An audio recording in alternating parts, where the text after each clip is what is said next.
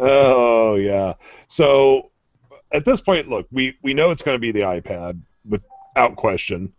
I'm also guessing iPad. Do you think there will be a refresh to the iPad Mini this year? I feel like they might as well, right? Like if they're adding Touch ID and they're adding the A8 processor, 88X, whatever they go with, they might as well just add in, refresh that too. I don't see why they wouldn't, but it's maybe not because we haven't seen anything like coming from the supply chain. Not that I've noticed. Mm-hmm. Um, Mm-hmm. Yeah, there hasn't really been that much talk about it. Also, of course, rumors of new iMacs, which seem pretty definite at this point. mhm, Uh, I would also guess we'll hear the release date for OS 10 Yosemite. right. Beyond that, and Roy asked me this yesterday, do you think there's going to be any update to the iPods? No, I don't think so. But maybe. I don't know. Like, I saw some people analyzing the invite, and it showed. Excuse me, everyone. I have a terrible sore throat. I was in meetings all week. People probably getting sick. They were analyzing the invite as usual, and there were colors in it, and so people were like, "Well, what do the colors mean? Does that mean they're bringing back, colored Macs or something?" And if that's the case, then I'm guessing maybe yeah, the iPods, but I don't think so. I'm just going to sit here and shake my head. It was just rainbow colors. Right. Anyway, and the iPhone invite really didn't tell us anything. Yes, in the past, some invites have told us things, but I don't think this one tells us anything. Yeah. But I don't know. It's going to be interesting. It's always interesting. I normally I do get excited for new iPads, but I'm just like Touch ID is not just going to make me run out and get one. I know. Yeah. It's not. I don't think there's enough for me to upgrade my Mini, which is still rocking and rolling. One thing though that I think is interesting that people were talking about is possibly adding NFC, and people were like, well, for yeah, but see, but here's where I think this is people are getting confused. They're thinking, why would I ever use my tablet for mobile payments? But you have to think about it the other way around. What if you're using your phone to buy something from someone using an iPad, so they're accepting payments, which to me seems plausible. So like I have a farmer's market outside a couple times a week and they accept Square, but what if they can just what if you just tap your iPhone to the iPad? I think that's the way it could potentially work, like reverse. And oddly enough, just as you started to discuss that, Sean the Man 34 asked, "Will the new iPad have NFC?" Also, and this puzzles me as well. Also, why is Apple holding the event on a Thursday? Normally they do Tuesday. And believe me, Sean the Man, that was one of the big reasons I was not a big believer in the 16th rumor. Hmm. Because it is almost always on a Tuesday. I'm not sure why they chose a Thursday this time. Yeah, me neither. It's interesting. Yeah, now what is interesting is that had been also a potential rumored date for Android L, but I don't think that's why Apple did this. Yeah, I've heard that too from several people that Google was going to have a conference on the same day or some announcements. Boy, that would be a crazy day for everybody. That would be the day I would just go hide under my desk. Right. Which actually, oddly enough, everyone, I will be in Irvine next Hmm. week. That had been planned for some time, so this will be the first time I've been in Irvine for an Apple event, so that's going to be interesting. I'm not going to have my four screens and everything else. I'm going to have to punt and work like a normal person. Uh, Speaking of a quick house cleaning comment, there will be no show next week because I will be in Irvine, and it's just very difficult for me to record while I'm out there because John has this crazy idea. If I'm in town, we actually have to work on things. But oh, that silly man. But no, it's going to be interesting. And we've got another question here from Sean the Man. Will Macs receive Touch ID? No, I mean, well, that would require a special keyboard, and that's the only reason I'm kind of Yeah, I don't know if I see that. unless they It turn. kind of makes sense, I guess, but I don't know. I'm sitting here on an iMac right now. What if they turned the Apple logo into the Touch ID? And anytime you wanted to make a payment, you have to touch Reach yourself to the around. Apple logo. Yeah. Yeah, I don't think Um, that's going to happen. But you never know, though. But no, it's going to be an interesting week. And I think we should. We've got a question here about the announcements from this week from David Nunes. Do you think? Do you think the HTC is a niche product or a sign of what future HTC products will look like, such as the Galaxy Alpha was to the Note 4 with its design language? well, we have to remember that the HTC is actually called the HTC Desire Eye, and so it's a member of the Desire family of devices, which typically use plastic. I think, yeah, that design language will probably carry over to new ones, But what do I have? I think I have the Desire 816 floating around here somewhere. But you know, the design language wasn't so different there either. The Desire 816, the 820. You have that plastic. In this case, it's matte, not shiny, which I actually like better. I hope they start to carry over the water resistance, which they did with the Butterfly too. Also, but no, I don't think that this is what's to come or a niche product. I mean, yes, the Eye itself is, and I don't know if there's going to be another Eye smartphone, but the language won't be carried over to the One family, which is, you know, right now primarily metal and stuff like that. So I think in terms of the way Samsung's doing it with the Alpha and the Note 4, they basically added metal because people were like, hey, come on, use some metal. And they honestly told me that, you know, Note 4 has metal in it because that's what customers were asking for. So I think that's why you see the design language there. And then with HTC, it's just two different product families. Did you see that somebody's already been putting a Note 4 to a bin test? No. Yeah. Stop it. I know. That's going to be the new thing. Everyone's going to, instead of doing the drop test, everyone's going to do bin tests. Oh, jeez, yeah. Because it's so scientific to sit there and go, it's stupid. yeah, it's... anyway. No, as David, as Todd was saying, no, I think the Desire Eye is part of the Desire line. It's not an indication of what we'll see in the mainline phones, like the ones and so on.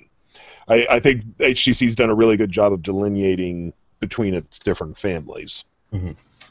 And never shall the two mix. From Henrique Luro, about the Nexus 6, when do you think it is going to come out? Price? It sounds like it might be coming soon. I don't know. It seems like if Google really is going to do something on October 16th, I wouldn't be surprised to see it in stores shortly after that. Mm-hmm. But I'm not sure about the price. You know, these days it's crazy because you have, you know, the Moto X, you have last year's Moto X, and eventually it drops down to like what, $329. I mean, I know right now the current model is like $499. My guess is it's going to float around that price or more. I mean, if you look at the Moto X and that's $499, and the Nexus 6 is supposed to have better specs, well then my guess is it has to be more expensive. But who knows? Yeah, I'm not sure. Cheap, I think, is the answer. Yeah, I was playing with my Nexus 7 today, and I keep looking at all these rumors about the Nexus 9, in which, you know, we still have no clue if it's real or not.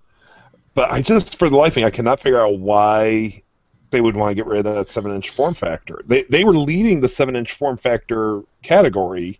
I know, I love that. I know, I still love my Nexus 7. I don't know. Got to think about it since we were talking about Nexuses. I can't understand why, if the Nexus 9 is real, if that's, you know, why they're going to change that. Mm-hmm. Maybe there's been a secret we haven't heard, and there's another Nexus 7, but I'm not holding my breath for that. Yeah, I feel like that's not going to happen. No, unfortunately not. This is an interesting question. Speaking of Google, from Sean the Man 34, is Google Glass dead? I was actually just talking to somebody about that yesterday because we were at the HTC press event.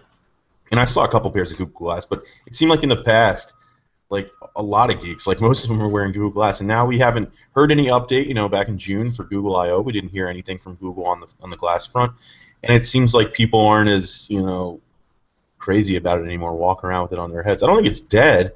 I don't know what's going on with it. You know, like Google's obviously moving forward with the prescription lenses they added and what they call it, the Platinum Edition or something, right, earlier this year. I hope that if it's dead, it just means that this model's dead and that there's a better looking one coming. But who knows? Yeah, I mean, I think that's been one of the big issues. Oh, speaking of better looking things, mm-hmm. You were out yesterday, so I'm not sure you caught this story. Did you see about the card called Plastic? I did see that. How it's going to compete with Card, right? I'm not sure. What's it called? Would be the right word. I think everything Coin got wrong, Plastic did right. Wow. The fact that it's got the chip and pin system in it from the get-go, it has the e-ink display. It takes away all the concerns about security, since it will show not only your signature but also a picture of you on the e-ink display when the clerk runs the card through. Right now, I'm coming out. I didn't see it. They're saying it's going to come out next summer. Huh. That's the thing. I feel like Coin's quickly becoming vaporware. Like, are we ever going to get this thing? I wrote up the story about Plastic, and I really debated calling it vaporware. I really did, and I'm giving the benefit of the doubt for right now. Mm-hmm. But yeah, I'm starting to get a vaporware feeling off of Coin. Yeah, me too. Well, I had it from the beginning when we were talking to the company, and it didn't seem like they knew, their go-to-market strategy. They didn't know if they were going to have retailers. They didn't have anything. Well, the thing was, what the heck kind of planning did you do? Yeah, you and I pre-ordered immediately, and then you had the interview with them. After you did that interview, it was like being in an episode of Arrested Development. I've made a horrible mistake. Yeah, exactly. Yeah, I don't know. I don't know what's ever going to happen with Coin, and it sure as heck makes me dubious about going ahead and plunking down for a pre-order on Plastic. Oh yeah, I'm not pre-ordering anything else. But at the same time, I'm also going, okay, now wait a minute. With what Apple's done with Touch ID and Apple Pay, are we even going to need a physical card like this? Right. That's the other question. Yeah, I mean, there's a lot of questions right now in the payment space. And believe me, especially since Plastic says it will also handle loyalty cards, I'm like, yes. As you well know, Todd, I am the king of loyalty points. Yep. Can't argue with them, though. That's how I get business class on international flights. Because I wouldn't pay for it. But no, it was interesting to see that come out. I was like, I think I'll wait on this one. Yeah. Since I'm already locked in with Coin. Yay. November, that's next month. I think that's when they told me they were going to ship it. So. Yeah, but now I'm hearing that maybe spring. Even for the beta testers? I'm starting to hear rumors of that. Oh, if that happens, can I cancel my order? I know. From Sean the Man 34, will TechnoBuffalo be getting the new GoPros to review? I don't know if we've actually discussed that yet or not. That would be more of an Irvine question. Yeah, those are the guys that would do it probably, but I'm sure we can if there's demand to check them out. I just looked over at my Twitter feed. This is a totally unrelated topic, but from the Hollywood Reporter, Archie Comics announces Archie meets Predator for spring 2015. What? So is it a one-panel comic? Yeah. Archie and Predator. Archie dies. Having worked in the comic book field, even I have to go, really? That's pretty hilarious. You think that's a good crossover potential? Okay. I've seen some odd things in my days, folks. Anyway, I don't know if I should even try this name. Buljan. Yeah, we'll go with your last name, Buljan. Do you think there will be a Nexus watch? No, but I don't know. Either. Because when you think about it, Android Wear is the Nexus watch because you can't do anything with it besides add different watch faces if you're the OEM.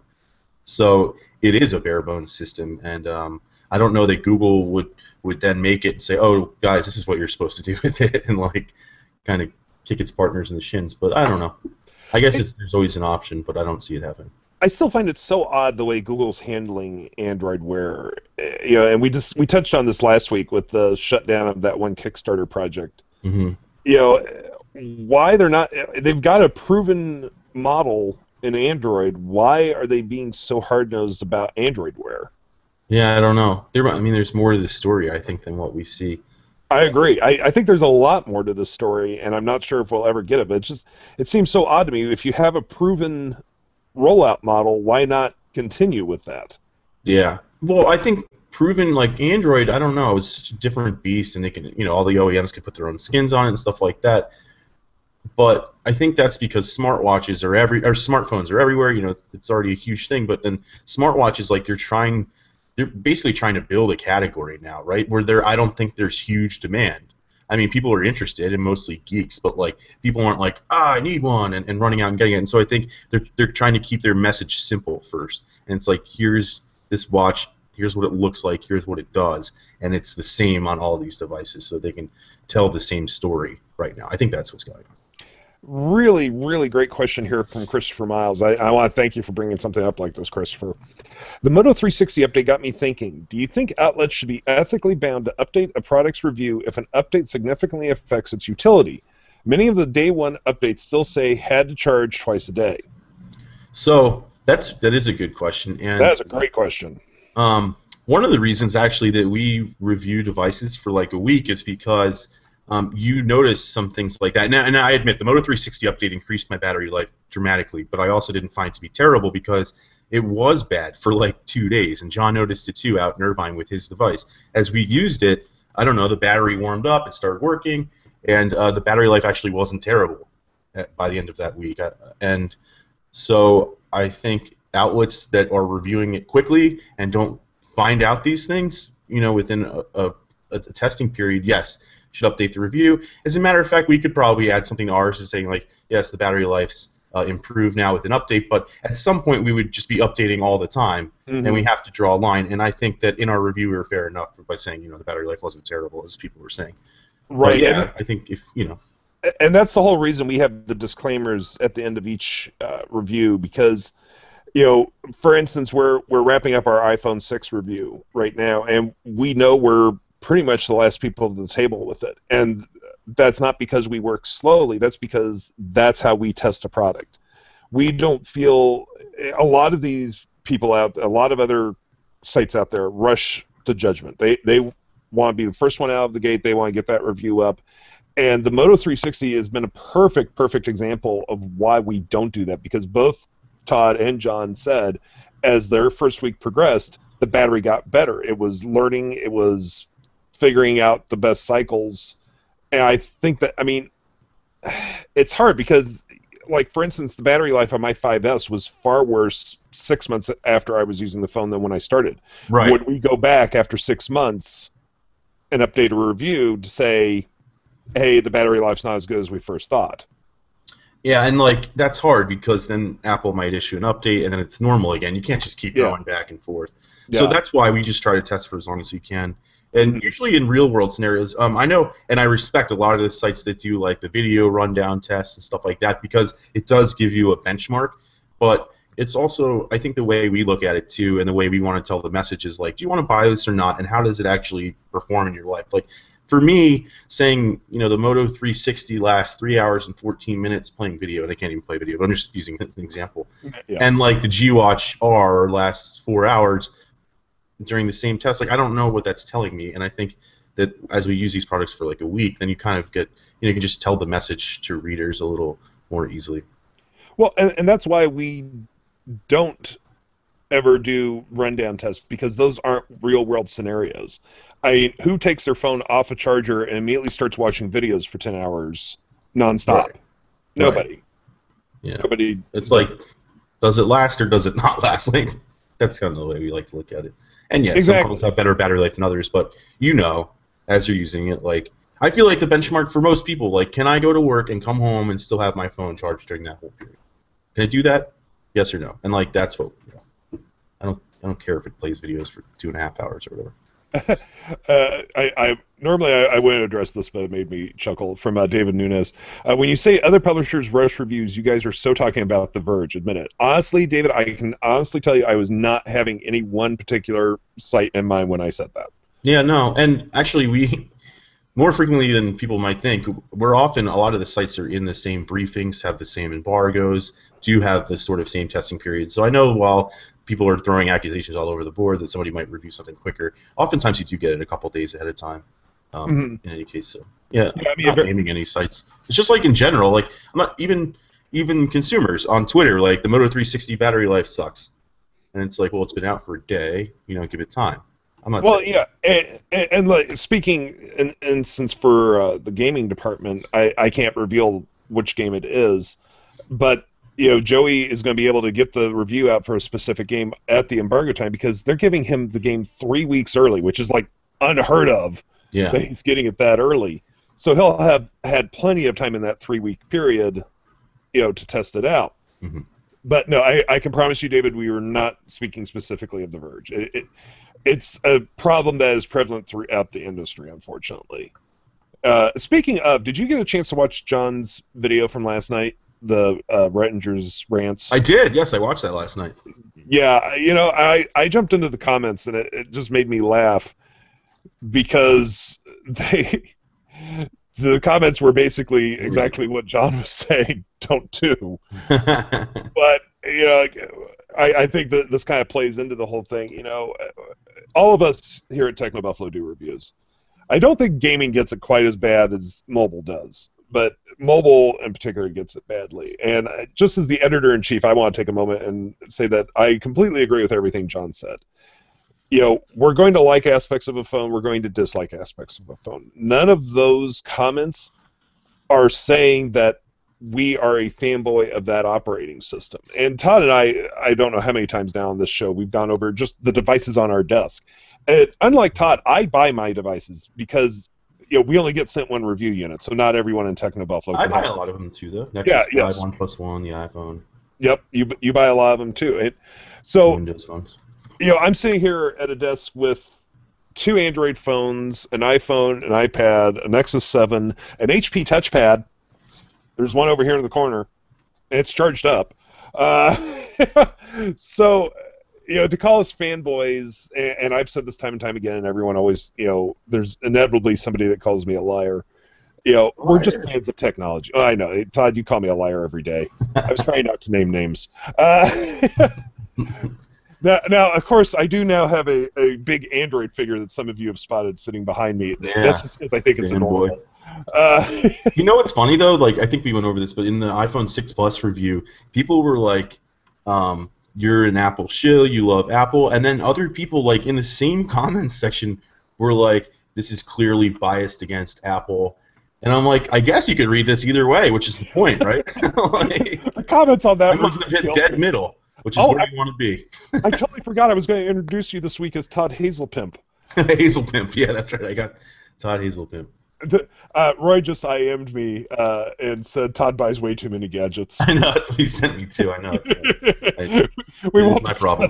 We won't discuss one particular story I know Roy and I are both thinking about. Yeah. But the result of it's right here. And I'm holding an iPad. Oh, I'm not going to go into that story. Anyway, guys, yes, I know it's very easy to sit back, but at the end of the day, and I said this in the comments on John's video today, if you find a operating system works for you, awesome, we are all for that. But you also have to remember that there might be something about the other operating system that just works better for somebody else. Mm-hmm. My best friend works in the enterprise tech support industry, and she really would like to personally switch to Android, and she called me and talked to me about it. She's currently on an iPhone. Mm-hmm. And I'll tell the story bluntly. I told her to stay with iPhone because that is what about 90% of what her customers use. So I felt to better serve her customers, she needed to stay with iOS because she needs to be able to speak to them. Mm-hmm. If they say they're having a problem with such and such, she needs to have a device in her hand that she can jump there. Right. But at the same time, I was like, go buy a cheapo Android phone. Yeah, test it out. You can pick up a Moto G and be able to talk Android with her customers as well. Right. So it all comes down to what best serves your needs. And, just because we don't like a phone as much as you do, that doesn't mean your phone's not great for you. Mm-hmm. I'll jump off my soapbox now and move along. I wanted to echo John's comments because, we see it every day, and we try not to be biased, and I don't feel that we're biased. And inevitably, and there's one commenter in particular who I'm not going to say his name and give him the pleasure, will inevitably walk into a comment thread and say how we claim to not be biased, but we are. Right. Anyway, moving on. From JCSBTV, great show, guys. Thank you. Do you think we will see an ultra-thin 4K Apple Thunderbolt display, as Apple did not release one alongside the redesigned Mac Pro? Got me. We've heard a lot of rumors about a 4K display from Apple, but it's been very sporadic in how often we hear about it. Mm-hmm. Yeah, I really don't know. I don't know. I wish we could tell you. I think they will update the cinema displays at some point, but will it be 4K? My gut feeling would be is if they do update the cinema display, it's Apple. They'll go for whatever the latest, greatest technology is, and everyone will go, wow, I wish I could afford that. Right, yeah, so it seems natural that they would be 4K, Retina, or whatever you want to, whatever Playing the brand. Well, yeah, and it's like, I have an iMac sitting here, and I have a monitor on each side. Believe me, they're not cinema displays. They're whatever was on sale that day at Amazon that I needed another display. Yeah, my displays are like Insignia, Hans G, super cheap. Both of them are Dells, but Dells they were what was on sale. So it was definitely not a. I want that huge widescreen Toshiba that we saw at CES. Oh, I know. From David Nunez, long live the HP touchpad. I agree, David, and here I will prove to everyone. Right here. There it is. HP touchpad. I'm not kidding. It's sitting over there on my desk. I gotta go to the Dallas airport this weekend. If I'm in Terminal D, I will run by and see if that HP touchpad ad is still in that airport. Oh, you gotta take a picture of it.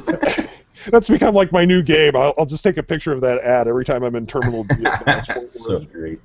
I don't know why no one has removed that stupid ad. It just sits there. They still sell that thing? I know. I kind of wanted to, do them the favor, but I'm like, no. Now this is my game when I'm in the Dallas-Fort Worth airports. Oh man. From Sean the Man 34. What if the new cinema display is the Apple TV? You can use it for either. Just add the cable input and built-in Apple TV software. I don't think so. I think the whole point of the Apple TV has been to integrate itself with whatever other equipment you may have.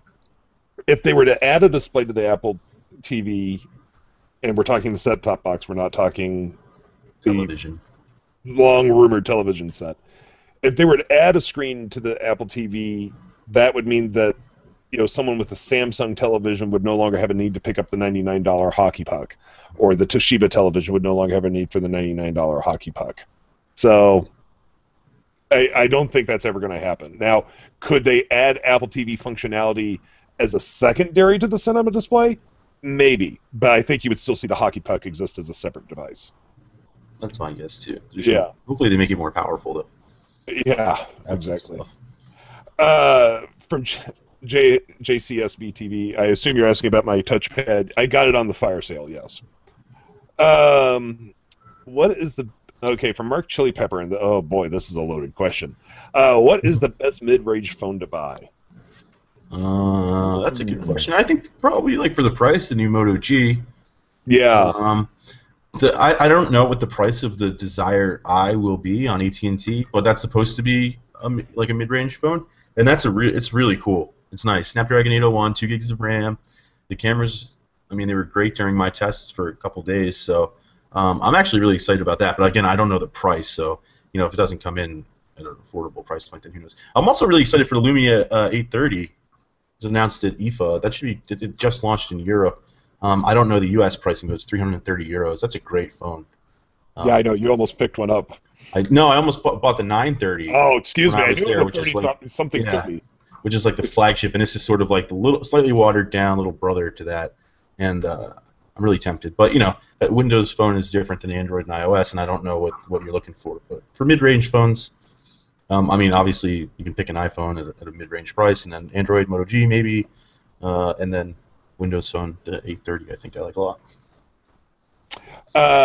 From David Nunez, we'll take an off-topic subject here for a second. Off-subject question.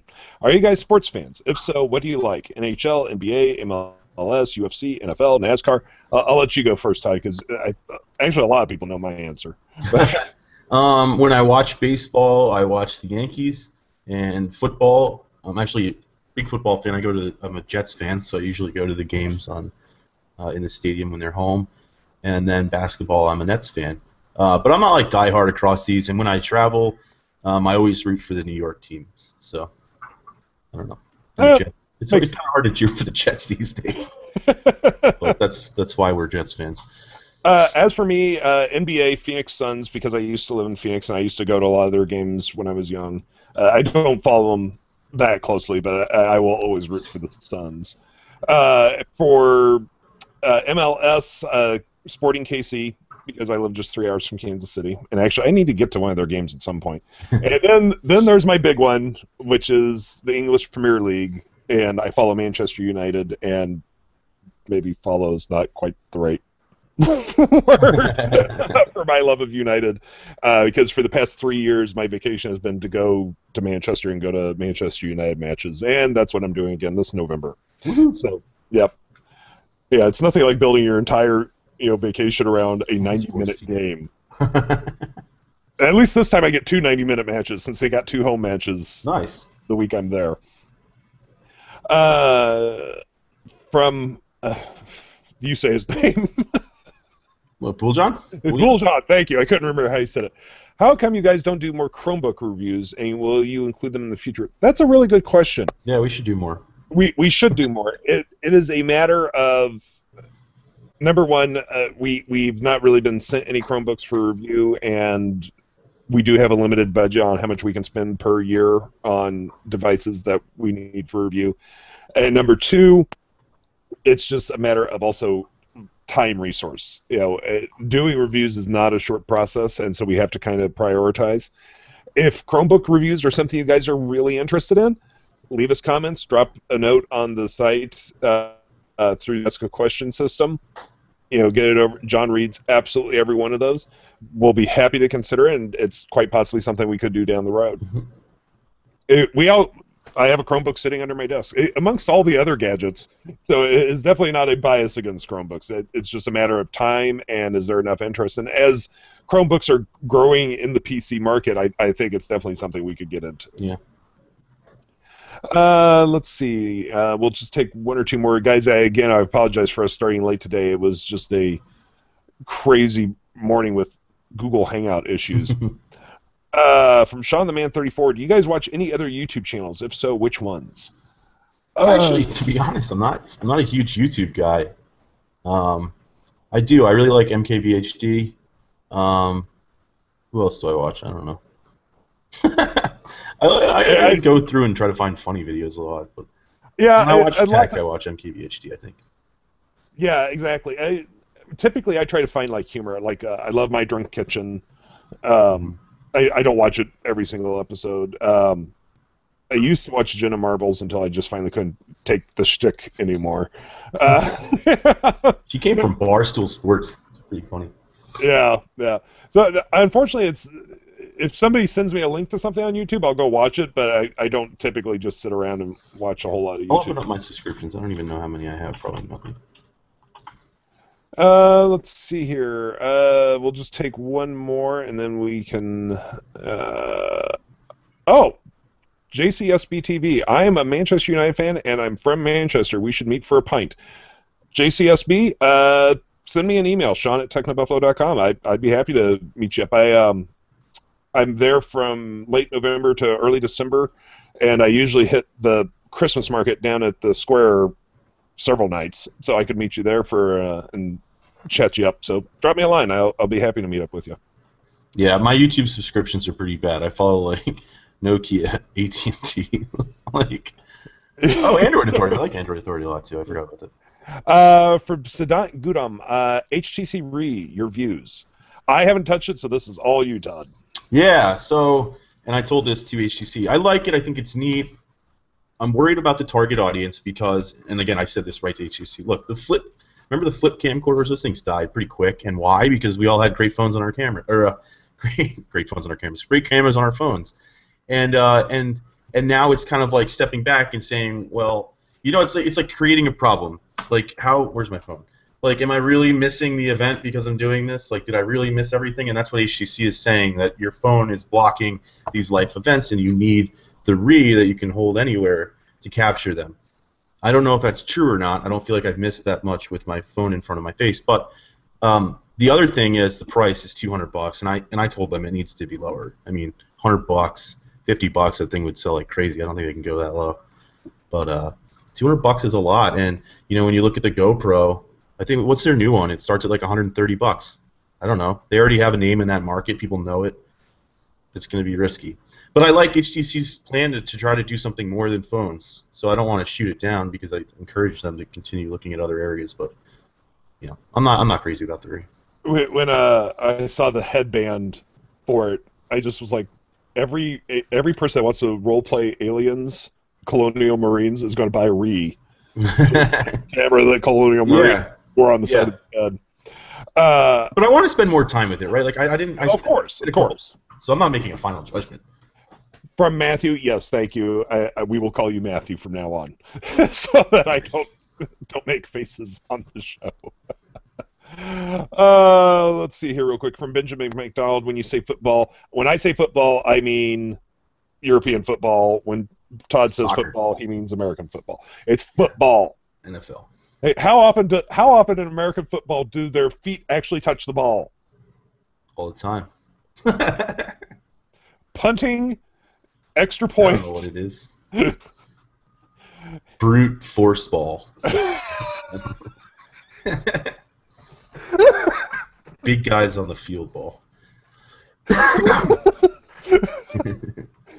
Concussion ball. Yeah, seriously. Oh, Lordy. Well, folks, we're going to have to call it there today. I see a ton more questions. I'm sorry we can't always get to every question you guys ask, but we did get a late start today.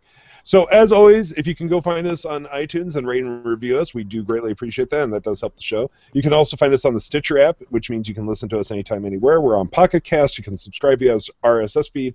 Basically, anywhere there's podcasts, you can find the TechnoBuffalo Show. For this episode, I've been Sean Ani. I'm the editor-in-chief of TechnoBuffalo. I've been joined by executive editor of Mobile, Todd Hazelton. Bye, everybody. And just a reminder, we will not be here next week, but we'll be back in 2 weeks, so we'll see you then. Till then, take it easy. Bye-bye.